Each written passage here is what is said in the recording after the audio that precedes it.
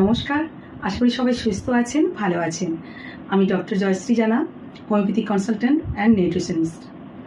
আজকের এপিসোড একটি homeopathic medicine নিয়ে। আজকের মেডিসিন সিনা। এই 9টা সিমটম আমি আপনাদের সাথে শেয়ার করবো। সেই 9টা পয়েন্টের উপর বেশ করে আপনি তাদেরকে দিলে এবং অনেক ক্ষেত্রেই উপকার পাবেন।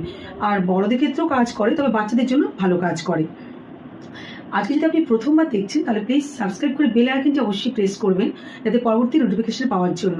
আমাদের হোমিওপ্যাথিক মেডিসিনের সবচেয়ে প্রথম খুব মোস্ট ইম্পর্টেন্ট পার্ট সেটা আমি সবসময় বলি, সেটা হচ্ছে কনস্টিটিউশন।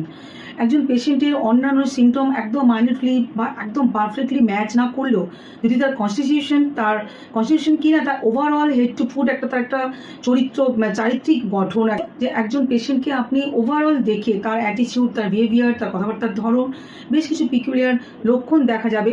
সেটার উপর বেশ করে যদি আপনি সেই মেডিসিন দেন তাহলে কিন্তু সেটা কাজ করবে। তো সিনা পেশেন্টের